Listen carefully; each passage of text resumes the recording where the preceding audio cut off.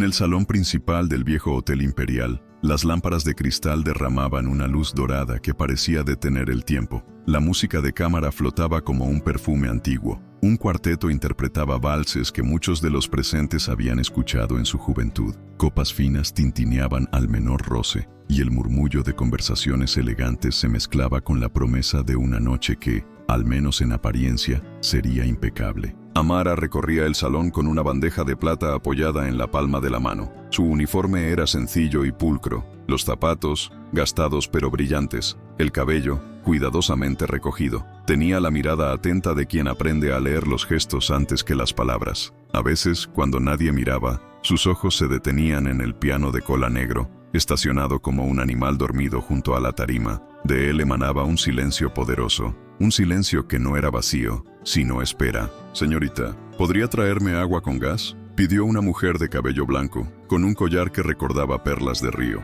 «Con mucho gusto, señora», respondió Amara, inclinando la cabeza con esa mezcla de respeto y calidez que la volvía inolvidable para los mayores. Regresó en pocos pasos, practicada en el arte de desaparecer y volver sin interrumpir la conversación ajena. La señora bebió un trago y la miró, no a la altura del uniforme, sino a los ojos. «Tiene manos de música», murmuró, con una sonrisa leve. «No me pregunte cómo lo sé. Las manos cuentan historias que la boca calla». Amara sonrió apenas. No era la primera vez que alguien lo notaba. Sin embargo, se encogió de hombros con modestia. «Las manos cuentan, sí», dijo. «Yo solo intento que no tiemblen cuando las copas están llenas». Siguió su ronda, pero el comentario le dejó un calorcito en el pecho, como si una vieja canción se hubiese colado por la ventana a escondidas. El piano seguía allí, imponente. Recordó, sin querer, la capilla del barrio, el órgano desafinado y la paciencia de la hermana Ana. Siempre el pulso, niña, siempre el pulso. La emoción sin orden es ruido, el orden sin emoción, máquina. Amara había aprendido a tocar sin maestros, siguiendo melodías con el oído y la obstinación. Había dedos que nacían para sostener bandejas, decían. Los suyos no discutían, servían, pero cada tanto reclamaban sus teclas. Al centro del salón, rodeado por un halo de curiosos, estaba Esteban Valverde, alto, traje impecable, sonrisa que no tocaba los ojos. Su fortuna se medía en edificios y barcos, pero su aburrimiento esa noche no tenía precio. Había organizado la gala como quien coloca una pieza más en un estante de trofeos. Reía, escuchaba, concedía palmadas en el hombro. Nada parecía alcanzarlo, ni siquiera los valses que tantas parejas marcaban con pasos chiquitos, discretos, como si el suelo fuera frágil. «Esteban, ¿habrá sorpresa musical?», bromeó un invitado señalando el piano. «La sorpresa sería que alguien aquí tocara algo que yo no haya escuchado ya», respondió él con una media sonrisa. Amara pasó junto al grupo y dejó 2 copas de champaña. Cuando se inclinó, su mirada tropezó con la tapa brillante del piano. El reflejo devolvió su rostro y detrás, un mar de trajes y vestidos. Se enderezó, sostuvo la bandeja y siguió. Pero Esteban la había visto. «Tú», la detuvo con un gesto de la mano. «¿Te gusta el piano?». Amara parpadeó, sorprendida por la interpelación pública. Los ojos de varios invitados se apoyaron en ella con curiosidad, como quien observa un detalle exótico del decorado. «Es un instrumento hermoso, señor», dijo con voz serena. «Hermoso y difícil», añadió él. «No es para cualquiera». El círculo de gente se cerró un poco, atraído como por magnetismo. El gerente del salón, Hugo, asomó detrás de las cortinas con cara de cuidado. Conocía a Esteban lo bastante como para oler el espectáculo. «Señor Valverde», apareció Hugo, cortés. «El chef pregunta si desea que sirvamos el primer plato». «En 5 minutos, Hugo», respondió Esteban sin mirarlo. «Antes quiero divertirme». Un silencio ligero, esa pausa hecha de expectativas y nervios, se expandió como una ola. El cuarteto dejó de tocar. Las notas se quedaron colgando en el aire, punteadas por la respiración de la señora de las perlas, del hombre de bastón, de la joven con guantes de encaje. Amara aún sostenía la bandeja, firme. «Veo cómo miras el piano», continuó Esteban, con voz alta, estudiadamente despreocupada. «Te brilla la mirada. Supongo que tienes un sueño, ¿no? Todos los tienen, unos más modestos, otros más caros». «Señor», intervino Hugo, apenas. «Quizá, Hugo querido, déjame hablar con la señorita», lo cortó Valverde, vibrando de vanidad. «¿Cómo te llamas?». «Amara». «Amara, bonito nombre», dijo saboreándolo, y hubo risas suaves, esas risas que no se comprometen. «Dime, Amara, ¿tocarías para nosotros?». Los ojos de ella se deslizaron hasta el piano y volvieron a su bandeja. Notó el peso exacto, 3 copas vacías, 2 casi llenas. Pensó en la propina de la mesa 7, en el medicamento de su madre, en la renta que vencía el jueves. Pensó en su abuela tarareando un bolero mientras remendaba camisas al pie de la ventana. Pensó que el mundo estaba lleno de escenarios que no parecían escenarios hasta que alguien te ponía una luz encima. «No estoy aquí para eso, señor», respondió con suavidad. «Estoy trabajando». «Claro que estás trabajando», replicó Esteban. «Todos trabajamos». «Yo también trabajo», hizo comillas en el aire provocando risas. «Pero, ¿no te gustaría por una vez cambiar la bandeja por las teclas?» Una invitada de vestido verde inclinó el cuerpo hacia su amiga. «¡Qué ocurrencia!», susurró. «¿Y si desafina el piano?» «Peor sería si desafina ella», contestó la amiga, mordiendo una aceituna como si fuera un chisme. Hugo carraspeó y dio un paso al frente. «Señor Valverde, la casa agradece su entusiasmo, pero no corresponde poner a nuestro personal en una situación». «Hugo», repitió Esteban, con una sonrisa que era una orden. «Siéntate, o al menos finge que confías en mi buen gusto». Alguien aplaudió, tímido. Otro lo imitó. La tímida corriente de palmas se apagó de inmediato, sustituida por la expectación ansiosa. El violonchelista miró el piano, luego a la muchacha. Había en su gesto algo de respeto que pocos advirtieron. «No quiero incomodar a nadie», dijo Amara con un hilo de voz firme. «Ni a los músicos, ni a los invitados. Si me permite, continuaré con mi servicio». Esteban alzó una ceja. «¿Me estás rechazando, Amara?» «No, señor», contestó ella. «Solo estoy cumpliendo mi tarea». «Pues yo te propongo otra tarea», replicó él, y el tono se volvió más claro, de actor que sabe dónde está el clímax. «Un juego. La vida es eso para quienes sabemos mover las fichas. Un juego». Se acercó al piano y, con teatralidad calculada, pasó la mano por la madera pulida. «Este instrumento ha escuchado más talento del que podrías imaginar», dijo, mirando alrededor para recoger gestos de aprobación. «Y, sin embargo, está aquí, mudo, muerto de aburrimiento. ¿No es una pena? Una pena es forzar lo que no nace», opinó la señora de las perlas, en voz baja. Esteban fingió no oírla. Se volvió hacia la joven. «Te haré una oferta», anunció. «Una oferta que todos recordarán. Si eres capaz de tocar este piano», alargó la frase, saboreando cada palabra, como si cortara un pastel delante de una mesa de niños. «Me caso contigo». Hubo un segundo de silencio tan denso que se escuchó caer una gota dentro de una copa.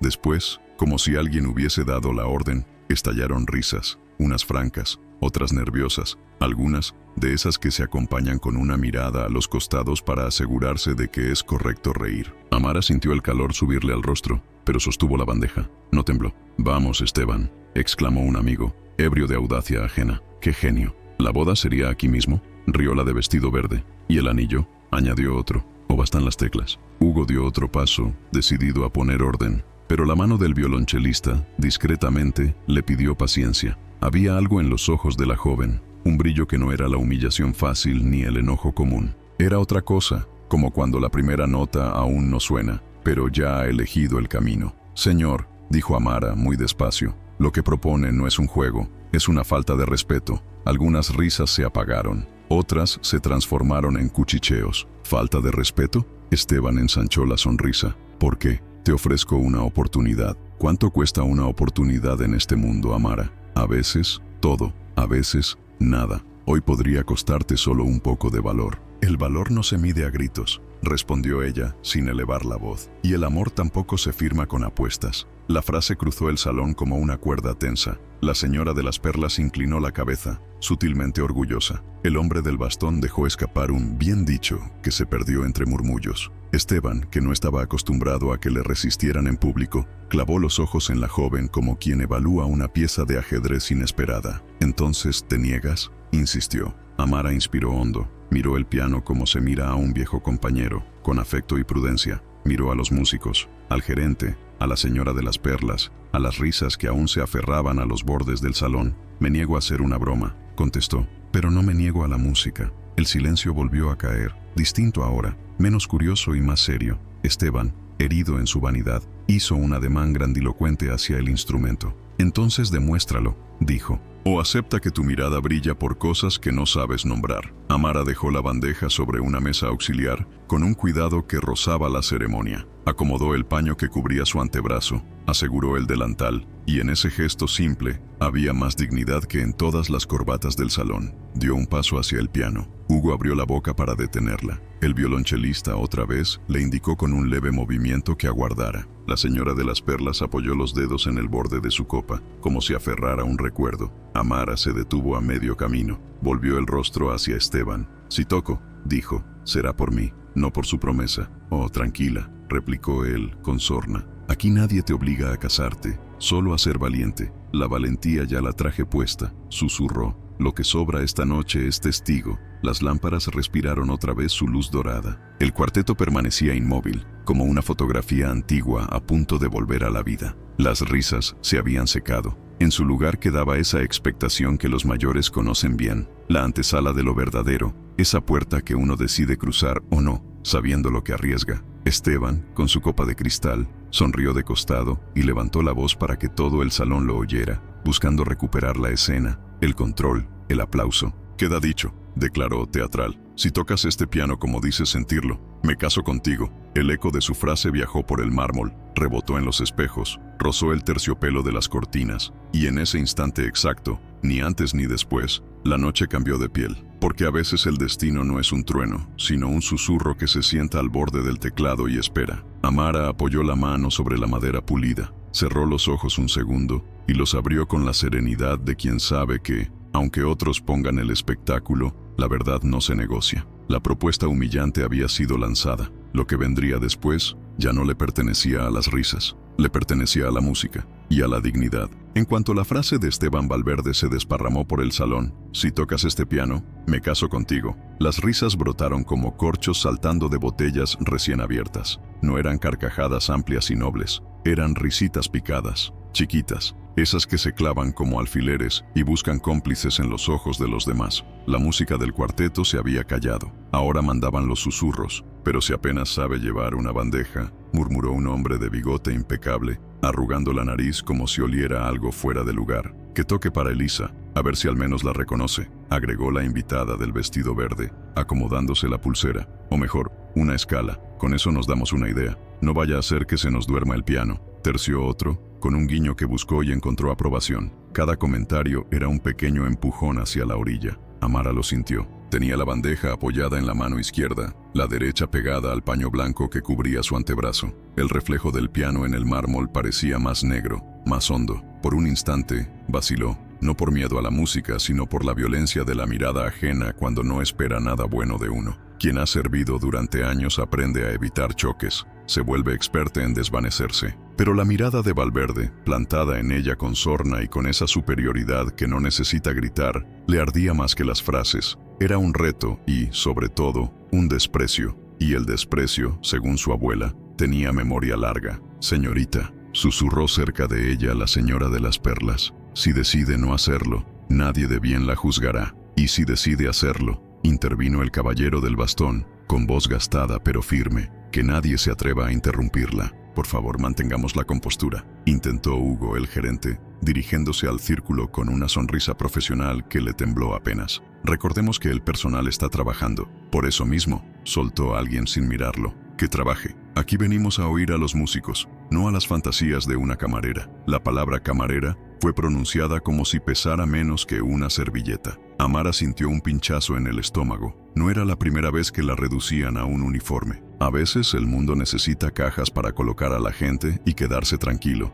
Ella respiró hondo, buscando el tono interior con el que había aprendido a calmarse desde niña, porque dentro de Amara, muy adentro, había algo que no encajaba en ninguna caja. Recordó sin querer la capillita del barrio, las tardes tibias con olor a incienso y madera vieja, las manos de la hermana Ana, dedos cortos y seguros, marcando el compás sobre el banco. Siempre el pulso, niña. La emoción llega, pero el pulso lo invita, decía la monja, sonriendo con los ojos. Recordó también las casas donde su madre trabajaba como empleada doméstica, salones silenciosos a la hora de la siesta, un piano vertical contra la pared, cubierto por un mantel bordado para que no se llenara de polvo. Cuando la dueña salía y la casa quedaba en esa quietud particular de las piezas caras, Amara rozaba con una tecla, apenas, una, luego, otra, pensando que si no hacía ruido, no era desobedecer. Así se aprendió los intervalos, como quien aprende a caminar por un pasillo a oscuras, contando los pasos para no chocar con el mueble. «¿Qué pasa, Amara?», volvió a la fiesta la voz de Esteban. «¿Te quedaste sin palabras? Con las manos te bastará». Él sonrió, perezoso, deleitándose en el centro del cuadro. Alrededor, las risas ya no eran espontáneas, se habían convertido en un ambiente, un perfume agrio pegado a los trajes. La invitada del vestido verde se inclinó hacia su amiga. «Mira cómo tiembla», dijo, saboreando el espectáculo. «No tiembla», la corrigió, bajito, el violonchelista. «Se está decidiendo». Él la miraba con una mezcla de respeto y curiosidad. Los músicos, ¿acaso los únicos que no necesitaban recordar que la música es un oficio de humildad? La observaban sin burla. El chelista sostuvo esa mirada un segundo más de lo socialmente aceptable y, sin hablar, le ofreció un gesto leve con el mentón, un «si quieres», hecho de complicidad. Hugo, por su parte, dio un paso hacia Amara. Se colocó entre ella y el círculo con elegancia discreta. «Si desea, puedo acompañarla al área de servicio», le dijo en voz que solo ella oiría. «Nadie tiene derecho a...» «Gracias, don Hugo», respondió Amara, agradecida por el refugio. «Pero no he hecho nada malo. No quiero esconderme». El gerente la miró como se mira a una hija que aún no sabe cuánto puede doler el mundo. Asintió. «Entonces, si va a quedarse, sepa que no está sola», dijo, y retrocedió lo justo para que su presencia siguiera siendo un amparo. Las burlas, mientras tanto, ganaban brillo. «Que se apure, que el suflé se nos baja», ironizó alguien desde la mesa cercana. «Yo digo que mejor nos sirva un vino y lo celebramos», remató otro. Amara tragó saliva, miró sus manos, pequeñas, con callitos finos de fregar y cargar platos, pero ágiles. Esas manos habían encontrado una manera de existir más allá del servicio. Recordó la primera vez que, con 11 años, se atrevió a tocar en la iglesia cuando la hermana Ana llegó tarde. Recordó su madre, de pie junto al último banco, con el delantal aún húmedo, mirándola como si no supiera si regañarla o abrazarla. Al final, la abrazó. «No le cuentes a nadie», le dijo, besándole la frente. «Hay cosas que en esta vida se protegen en silencio». Ese fue su secreto, su tesoro. Practicar donde podía, cuando podía, con partituras prestadas, con un radio viejo como maestro, con canciones que descubría de oído, porque la música también se hereda en susurros, como las recetas de familia. Nadie lo sabía allí, en el Hotel Imperial. Para ellos, era la muchacha de uniforme pulcro que no se equivocaba al distinguir entre un brut y un demisec, y tal vez, pensó, esa invisibilidad le había permitido llegar intacta hasta esa noche. «Escúchenla», pidió de pronto la señora de las perlas, sin levantarse, pero con la autoridad de quien ha visto pasar demasiadas modas. «O déjenla en paz». «Ay, por favor», se burló el del bigote. «Esto no es una beneficencia musical. Si va a hacerlo, que lo haga ya. Y si no, que vuelva a su trabajo». Esteban alzó la copa. El cristal tintineó con su dedo anular. «¿Ves, Amara? Nadie tiene toda la noche», dijo. «La valentía también sabe llegar a tiempo». «La valentía no se anuncia tocando una copa», replicó ella, alzando por primera vez la vista hacia él. «¿Se sostiene o no se sostiene?» Por primera vez, la sonrisa de Esteban se movió 1 milímetro. No estaba acostumbrado a respuestas sin aspereza y, sin embargo, precisas. Buscó en el círculo la confirmación de su dominio. Encontró, sí, los ojos hambrientos del espectáculo, pero también un par de miradas incómodas. El hombre del bastón carraspeó. «Joven», dijo a Amara, «yo tengo años de más para el ridículo, pero no para la cobardía ajena. Si usted quiere tocar, toque. Si no, váyase con la cabeza alta. En ambos casos, nadie razonable la juzgará». La frase cayó con la solidez de un bastón bien plantado. Amara agradeció con un gesto. Luego, por primera vez, habló no para defenderse, sino para contar. «No mucho, solo lo suficiente. Aprendí en iglesias cuando faltaba el organista», dijo con calma, «y en casas donde mi madre limpiaba. Cuando el silencio no vigilaba,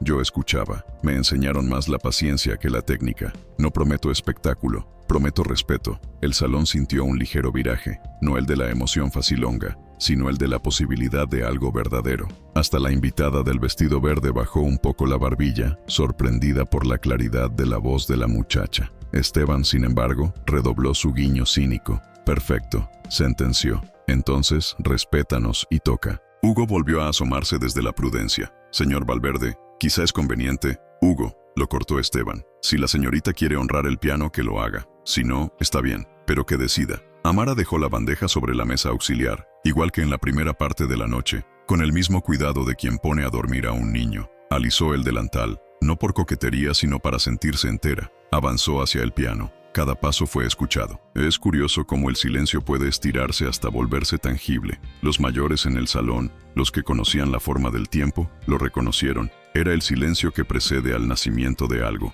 Se sentó sin prisa. No hizo ruido con la banqueta. La deslizó con ese cariño que se tiene a los instrumentos que no son de uno. Apoyó las manos sobre sus propias rodillas. Miró el teclado. No tocó aún. La tentación de apresurarse era grande, también la de levantarse y marcharse sin volverse. Optó por un tercero camino, más difícil, estar. El violonchelista, desde su silla, inclinó el arco sobre las rodillas y dijo, apenas audible, el silencio también es música. Antes de nacer, Amara lo oyó y, por primera vez en esa noche, sonrió. Una sonrisa mínima, pero suficiente. Volvió un segundo la cabeza hacia la señora de las perlas. La mujer asintió, dándole esa bendición muda que a veces solo pueden dar quienes han amado de veras y han perdido sin hacer teatro. Si la joven toca, intervino casi con mal humor el del bigote. Que no se alargue. Algunos tenemos la digestión delicada. La delicadeza no es su fuerte, replicó la señora sin mirarlo. Agradezca que todavía se la nombren. El círculo reaccionó con un murmullo entre divertido y molesto.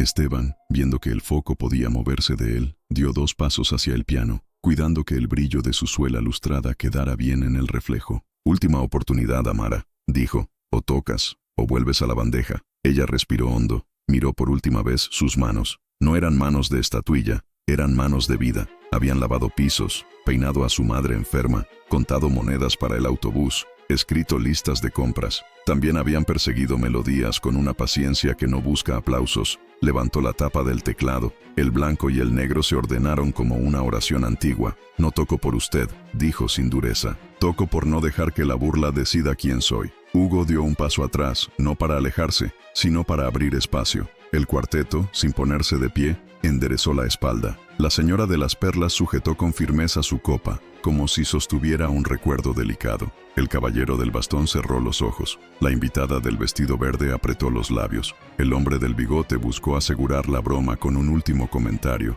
pero se le secó la lengua. Esteban, por fin, se quedó quieto. Amara dejó que sus dedos rozaran, sin peso, la primera fila de teclas. No tocó, solo reconoció, como quien saluda a viejos amigos con la punta de los dedos. Recordó a la hermana Ana. La emoción sin orden es ruido, el orden sin emoción, máquina. Ese equilibrio era su brújula. Cerró los ojos un segundo, apenas un latido, y los abrió con la luz de quien ha decidido. El desprecio de la élite, que hasta entonces había sido una ola insistente, retrocedió unos centímetros, confundido, como si no supiera qué hacer ante alguien que no alza la voz ni agacha la cabeza. Allí, en ese borde, quedó suspendido todo. La ofensa, la vanidad, la curiosidad, la rabia. Quedó suspendido también el secreto de Amara, que estaba a punto de dejar de serlo. Porque el conflicto no siempre se resuelve con un grito ni con una retirada. A veces, se sostiene con un pulso, el mismo que ella había aprendido de niña, en la penumbra de una capilla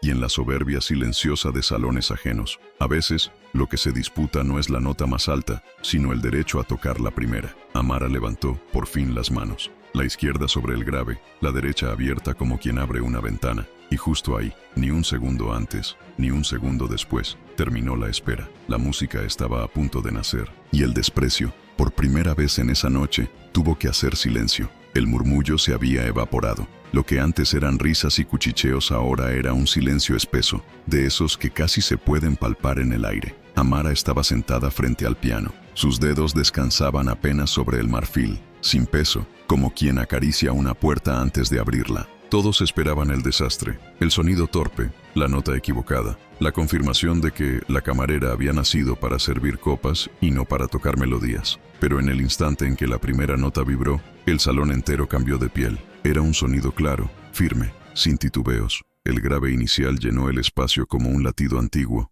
y enseguida la mano derecha desplegó un arpegio luminoso que parecía abrir ventanas invisibles. El aire, denso hacía un segundo, se volvió ligero. «Dios mío», susurró la señora de las perlas con los ojos húmedos. «Esa niña sabe lo que hace». El violonchelista, que la miraba con atención, bajó discretamente la cabeza en señal de respeto. Era evidente. Aquello no era casualidad, no era un golpe de suerte. Había disciplina, había memoria en esas manos. Amara cerró los ojos un instante y dejó que la música fluyera. No tocaba para el público, tocaba para sí misma, para esa niña que, a escondidas, se sentaba en pianos prestados mientras su madre fregaba suelos. Cada acorde llevaba el peso de noches silenciosas, cada progresión armónica estaba cargada de sacrificios y renuncias. Había en su ejecución una mezcla de técnica y emoción que ninguna escuela podía enseñar. Era el idioma de quien ha vivido más de lo que ha contado. El hombre del bigote, que había bromeado minutos antes,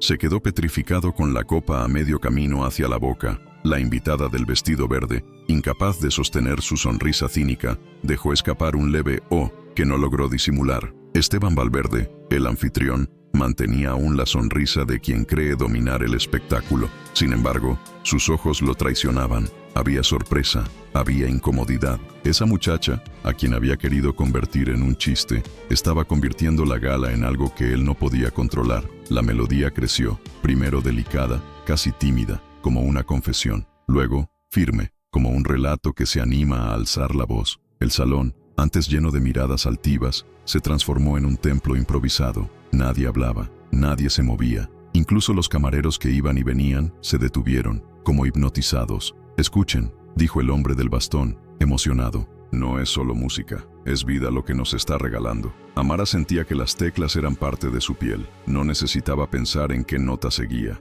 Las melodías la habitaban desde hacía años, y cada nota que ofrecía era un pedazo de su historia. El cansancio de su madre al volver de trabajar, la risa breve compartida a la luz de una vela, los sueños que nunca tuvieron espacio para crecer, pero que ella había cuidado en secreto. De repente, el salón entero respiraba al compás de sus manos. Las miradas de desprecio se transformaban una a una en asombro. Las bocas que antes murmuraban burlas ahora estaban abiertas, mudas de incredulidad. Nadie había esperado belleza en aquel uniforme negro y blanco. Nadie había imaginado que detrás de esa sonrisa tímida había un alma capaz de domesticar un piano. El último acorde resonó con una dulzura que parecía un suspiro. Amara dejó caer las manos lentamente sobre su regazo. El eco de la música flotó un instante más, como si las paredes mismas se resistieran a dejarlo ir. El silencio que siguió fue absoluto. No era el silencio de la burla, ni el de la indiferencia. Era un silencio reverente, de esos que los mayores conocen bien, cuando el alma se conmueve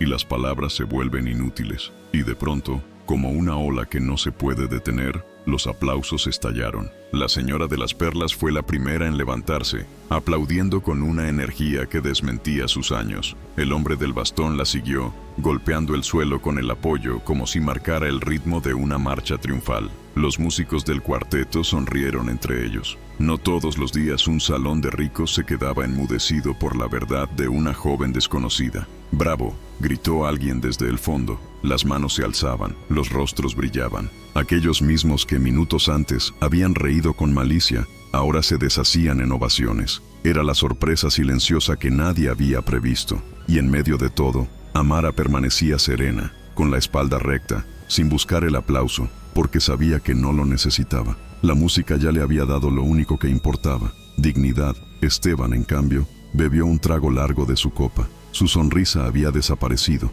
Sabía, aunque no lo admitiría jamás, que algo en su juego se le había escapado de las manos. Esa noche, el piano no había tocado para divertir a los invitados. Había hablado, y en su voz, la joven camarera había derrotado al desprecio de toda una élite. El último acorde aún vibraba en el aire cuando Amara retiró lentamente sus manos del teclado. El eco quedó suspendido en las lámparas de cristal, en las cortinas pesadas, en los corazones de todos los presentes. El salón entero respiró como uno solo, y de repente se hizo un silencio tan profundo que hasta el latido de los más ancianos parecía escucharse. Esteban Valverde, el anfitrión, sintió cómo la sangre le golpeaba las sienes. Había comenzado aquella escena como un juego cruel, un capricho más para divertirse a costa de una muchacha a la que consideraba invisible. Pero ahora, parado en medio del salón, con su copa en la mano, la sonrisa se le había borrado. Un sudor frío le corría por la nuca y humedecía el cuello de su camisa impecablemente almidonada. «Impresionante», balbuceó un invitado, rompiendo el silencio. Los demás lo siguieron con un aplauso que creció en intensidad hasta convertirse en un estruendo. Hombres y mujeres se pusieron de pie, algunos con lágrimas en los ojos, aplaudiendo a la joven que, minutos antes, habían menospreciado. «¡Bravo!», gritó el hombre del bastón, golpeando el suelo con fuerza. «¡Qué talento!», añadió la señora de las perlas, aplaudiendo con fervor. «Esto no se aprende en academias, esto se nace sabiendo». Amara se levantó con calma, inclinó levemente la cabeza en señal de gratitud y miró directamente a Esteban. Sus ojos oscuros estaban llenos de dignidad, no de miedo. Ella sabía que no necesitaba ni su promesa ni su validación. La música había hablado por ella. Esteban intentó recuperar el control. Forzó una sonrisa y levantó la copa, buscando sumarse al aplauso. Pero los ojos que se clavaban en él no eran de complicidad. Eran miradas de reproche, de incomodidad, incluso de desprecio. Los mismos que antes habían reído su broma, ahora lo juzgaban. Bien, tartamudeó, levantando la voz. Ha sido entretenido, una sorpresa inesperada. Nadie respondió. El silencio que se hizo fue aún más cruel que la burla. Las sonrisas dirigidas a Amara eran sinceras, cálidas. Las que se dirigían al anfitrión eran gélidas, distantes. En aquel instante, él entendió que había perdido mucho más que un juego. Había perdido su autoridad sobre el salón, su trono invisible. Amara, de pie junto al piano, respiró hondo y habló con serenidad. Señor Valverde, yo no necesito un matrimonio como recompensa. Ni su apuesta ni su burla me definen. Lo único que me define está aquí, dijo señalando el piano con suavidad, y lo compartí con todos ustedes. El silencio que siguió fue solemne. La señora del vestido verde, que había sido una de las primeras en reír, bajó la mirada avergonzada. El hombre del bigote carraspeó, incómodo. Los músicos del cuarteto intercambiaron miradas de satisfacción. La verdad había sido dicha sin levantar la voz, sin necesidad de gritos. Esteban quiso contestar, pero las palabras no le salían. Sus labios se movieron apenas. Su copa temblaba en su mano. En su interior, una mezcla de humillación y rabia hervía, pero no podía permitirse un estallido. Todos lo miraban, no como al poderoso anfitrión, sino como al hombre que había sido vencido por la dignidad de una muchacha sencilla. No era más que una broma, atinó a decir. Algunas bromas revelan más de quien las hace que de quien las recibe, replicó el caballero del bastón con voz firme. Los murmullos de aprobación recorrieron el salón. Esteban bajó la vista, como si el piso de mármol se hubiera vuelto de repente demasiado brillante. Amara lo observó un instante más, no con odio, sino con firmeza. Luego giró hacia el público y volvió a inclinar la cabeza. Los aplausos regresaron, esta vez aún más fuertes, como una ola que arrastraba todo rastro de burla. En ese clímax, lo que había comenzado como un intento de humillación, se convirtió en la humillación del propio millonario. Esteban, sudando bajo su traje impecable, entendió que ya nada sería igual. Aquella noche, en su propio salón, había sido derrotado por la verdad más simple. El talento y la dignidad no se compran, ni se ridiculizan. Y mientras las manos de Amara aún conservaban el calor de las teclas, el mundo, por primera vez, la veía no como camarera, sino como lo que realmente era, una artista, una mujer que no necesitaba apuestas para brillar. El último acorde aún flotaba en el aire, como si las paredes del gran salón quisieran guardarlo un poco más antes de dejarlo escapar. Y de pronto, como un trueno que despierta a todos, estallaron los aplausos. No fueron tímidos ni protocolarios, fueron aplausos largos, sostenidos, cargados de emoción y sorpresa. Los invitados que minutos antes habían mirado a Amara con desdén, ahora la miraban con admiración sincera. La señora de las perlas se levantó de su asiento, aplaudiendo con una fuerza que sorprendía a su edad. El hombre del bastón golpeaba el suelo con entusiasmo, marcando el ritmo de la ovación. El cuarteto de músicos, que al inicio había guardado distancia, sonreía entre sí con un respeto que no se fingía. Amara, de pie junto al piano, respiraba con calma. No buscaba aplausos ni reconocimientos, pero aquel estallido de manos la envolvía como un abrazo inesperado. No era vanidad lo que sentía, era justicia. La música había hablado en su lugar, y nadie podía callarla ya. Los invitados comenzaron a acercarse. Una mujer de voz suave, con un vestido azul cielo, le tomó las manos con ternura. «Niña, tienes un don que no puedes esconder. ¿Alguna vez pensaste en estudiar formalmente?» Amara sonrió, con un brillo tímido en los ojos. «Lo pensé, señora, pero nunca hubo medios. Solo tuve un piano prestado por instantes y la paciencia de aprender a solas». Un caballero de barba gris intervino emocionado. «Conozco a un director del Conservatorio de Música. Te daré su contacto. Estoy seguro de que al escucharte abrirá las puertas». Otro invitado, empresario de la industria cultural, se adelantó. «Yo podría patrocinar tus estudios. Talento como el tuyo no debe desperdiciarse». Las palabras llegaban como un torrente. Ofertas, promesas, invitaciones. La misma élite que la había despreciado ahora competía por tenderle la mano. Era como si todos quisieran limpiar con generosidad apresurada la mancha de su risa anterior. Amara agradecía una a una aquellas propuestas con la humildad que la caracterizaba, pero en su corazón sabía que lo más importante ya lo había conseguido. No se trataba de contactos ni de patrocinios, sino de haber demostrado quién era en realidad. Mientras tanto, Esteban Valverde,